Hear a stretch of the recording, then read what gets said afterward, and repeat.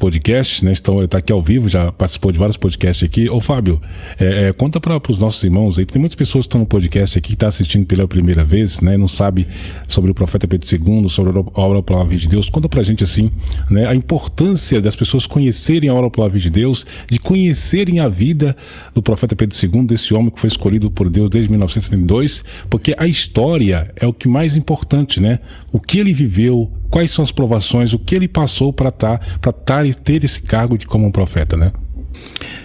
Bom, primeiramente, boa noite a todos os telespectadores, os ouvintes aqui do programa do Eugênio. Só o nome do programa mesmo é? Podcast Católico, né? Católico, né? Então, boa noite a todos que estão nos ouvindo, aqueles que já estão acostumados, já estão aqui acompanhando a gente na obra da Palavra Viva de Deus, e também, principalmente, para aqueles que estão conhecendo agora, né?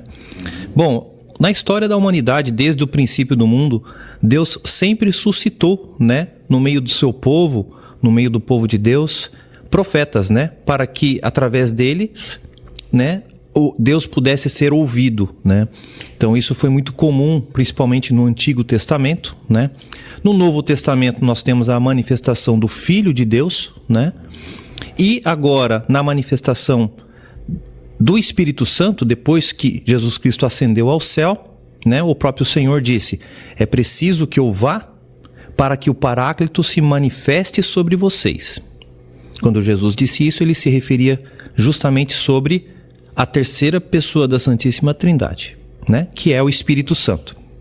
E mesmo assim, Deus continuou suscitando ao longo dos séculos os seus profetas. E é muito importante também que a gente saiba distinguir e discernir os profetas verdadeiros e os falsos profetas. Porque nos tempos de hoje, nós vivemos tempos muito confusos. Tempos até então que fica difícil até mesmo de a gente discernir aquilo que é certo, aquilo que é correto, daquilo que é mal e ruim. As pessoas de fato estão muito confusas, né? Então, de que forma que a gente identifica, né, antes de chegar no profeta, né, Papa Pedro II, um profeta autêntico, um profeta verdadeiro daquele que é falso e mentiroso? Essa é uma pergunta que precisa ser respondida aqui, né? Jesus já falava ao longo de todo a sua trajetória aqui, que é pelos frutos, né, que você conhece uma árvore. Exatamente. Né? Então, uma jabuticabeira não pode dar laranja, né? Assim como um limoeiro não pode dar uva. Por quê? Porque se assim fosse, ela não seria o que ela é.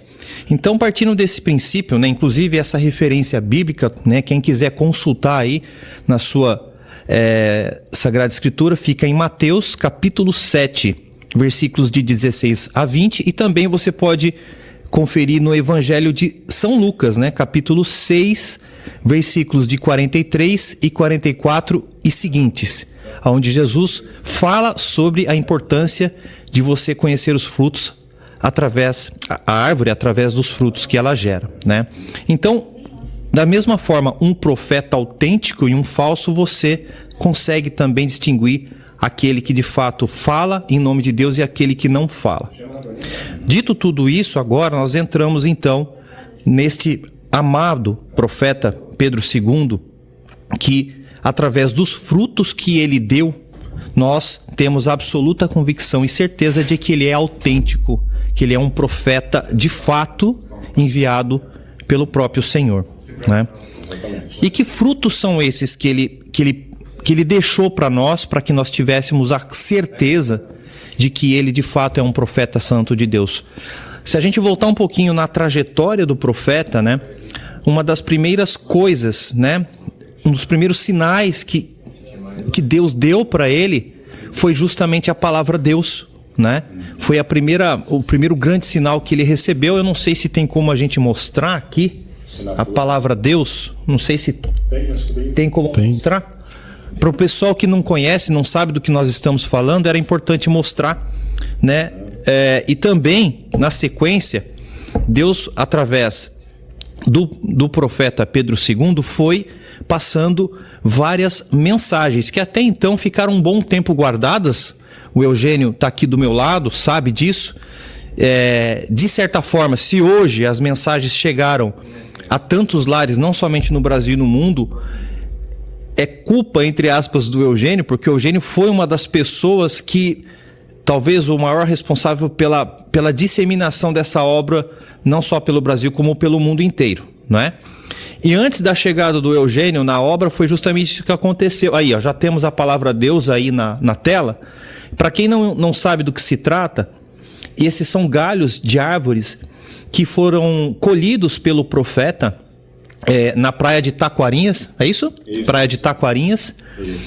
Uma pequena folha começou a girar, né, no chão, e aí quando o profeta olhou para cima, ele acabou colhendo esses galinhos que formam a palavra Deus, que até hoje está encerrada na capela particular do profeta, aqui em Balneário Camboriú, no bairro de Taquaras, né? Perto da igreja, ali, na residência dele, né? Então esse foi o primeiro e grande sinal que ele recebeu. Afinal de contas, em toda a história da humanidade, nenhum profeta recebeu a assinatura de Deus, né? É importante que se diga isso, né? Os profetas tiveram vários sinais, né? Vários sinais autênticos, digam-se de passagem, né? Moisés teve os seus sinais, outros profetas do Antigo Testamento também tiveram, para provar que eles eram, sim, representantes legítimos de Deus. E o nosso profeta aqui contemporâneo, dos tempos modernos, também recebeu um sinal muito importante, que foi a assinatura de Deus. Isso é inédito na história da humanidade. Nunca ninguém, nenhum profeta, nenhum apóstolo de Cristo recebeu tamanho sinal que foi a assinatura de Deus, que é essa palavra Deus que vocês acabaram de ver ali na tela, né? E na sequência houve então um fenômeno, né? Por que eu digo um fenômeno? Porque a quantidade de mensagens que o profeta Pedro II escreveu ao longo de sua vida, começando a partir de 1994, se eu não estou errado, 1994 ele começou a escrever essas mensagens. Ele simplesmente escrevia em cadernos e guardava, até que num determinado momento da história, eu não sei quando mais ou menos que tu entrou, 96, ou somente depois de 2 anos que as mensagens estavam guardadas, que o Eugênio conheceu a obra, percebeu a envergadura da obra, a grandeza dessa obra, e decidiu então que ele não poderia mais fazer outra coisa senão divulgar aquelas mensagens. Desde aquela época ele já tinha percebido que algo grande estava acontecendo aqui, algo grande e misterioso, podemos assim dizer, estava acontecendo aqui. E ele então, a partir daquele momento, muda de vida, eu acho, né, Eugênio? Por aí. E começou então a trabalhar na divulgação dessas mensagens, que até então somente a família tinha conhecimento, não é? E a partir desse momento, o seu Bento continua ainda escrevendo essas mensagens ao longo dos anos, não é? Até chegando ao ano de 2017, quando foi a última, podemos assim dizer, né? Nesse intervalo de tempo, né, o seu Bento escreveu aqui, vou até dar uma consultada no livro. 1994 a 2017, né? Exatamente. De quantos anos são aí, né? Tem que fazer uma conta rápida aí. Mas se a gente pegar aqui no final do livro, eu não sei se eu estou sendo filmado aqui, mas eu estou com o livro na minha frente. São mais de 4.000 mensagens aqui escritas. E o que a gente pode falar em relação a esse conteúdo? Primeiro, nenhum profeta do Antigo Testamento, nenhum evangelista escreveu tanto quanto ele. E digo mais, mesmo que você some todos os 4 evangelistas, né? Mesmo que você some todos os profetas do Antigo Testamento, o seu Bento, ele sozinho escreveu mais do que todos eles. Então isso por si só já é um fenômeno. Nenhum escritor, mesmo que não seja sagrado, conseguiu escrever sobre tantos assuntos sagrados como ele escreveu. E é uma pessoa que não tinha tanto estudo, né? Não tinha tanto estudo para escrever, né? Perfeito. Mais um detalhe importante, tinha apenas o terceiro grau primário, o que aumenta ainda, né, o grau de conteúdo sobrenatural, né, de um fenômeno sobrenatural que aconteceria e aconteceu diante dos nossos olhos. E o que é mais importante ainda, né, que se diga, né, voltando àquela premissa de que é pelos frutos que se conhece uma árvore, né? Então, Jesus Cristo também disse assim, mesmo que viesse um anjo do céu, e pregasse uma doutrina diferente daquela que vos ensino, que seja considerado um anátema, um herege, enfim, uma pessoa que não é representante da minha doutrina católica cristã. O que Cristo quis dizer com isso? Mesmo que seja um anjo, se ele pregar algo diferente, vocês não acreditem nesse anjo. Por que eu estou dizendo isso? Porque a quantidade de mensagens que foi escrita, né, eu posso dizer com uma certa propriedade, porque não vou dizer que li todas elas, mas eu acredito que já li a grande maioria delas, que desde 1994 eu já acompanho essas mensagens. Eu nunca vi em nenhuma delas nenhum erro em matéria de fé e em matéria de moral, no que diz respeito à consonância, né, em relação à doutrina católica, em relação ao catecismo da igreja. Todas as mensagens, sem exceção, elas vão de acordo com a doutrina católica e o catecismo da igreja. Ou seja, nós podemos afirmar então que o fruto desta árvore é bom. Ou seja, tudo que está escrito aqui é verdade. Tudo que está escrito aqui está de acordo com a nossa doutrina.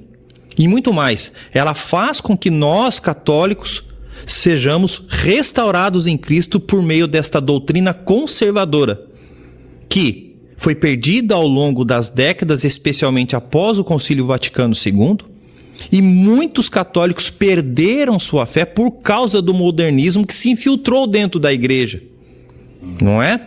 E por causa desse modernismo que se infiltrou dentro da igreja, muitos católicos acabaram o quê? Debandando para as igrejas protestantes.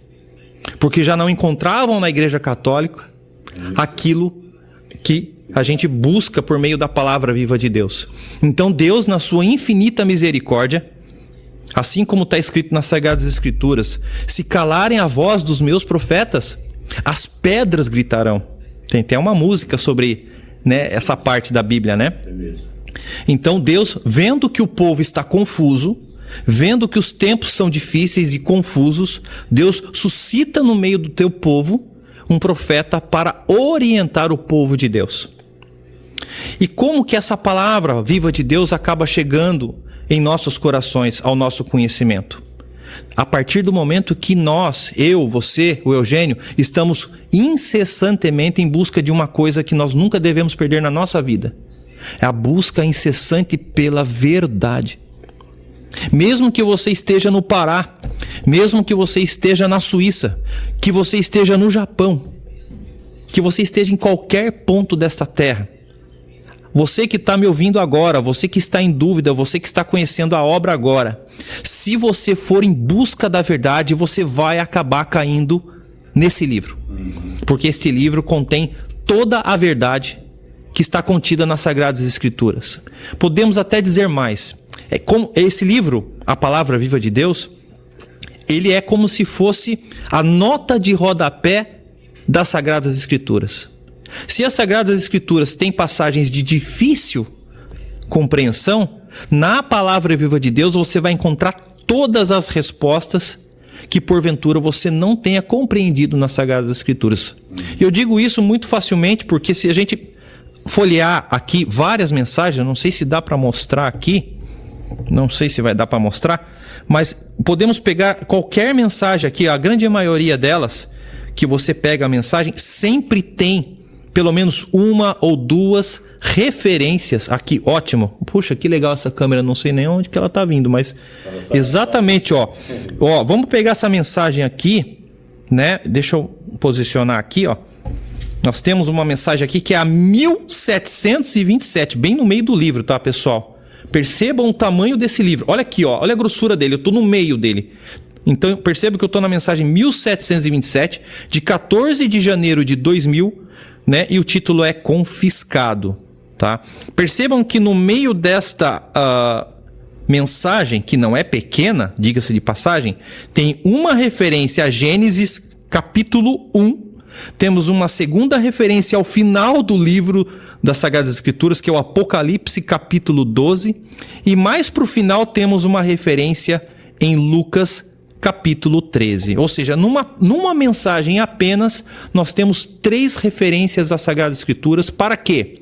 Para provar que esta mensagem é verdadeira e bate com as Sagradas Escrituras. É isso que é maravilhoso neste livro.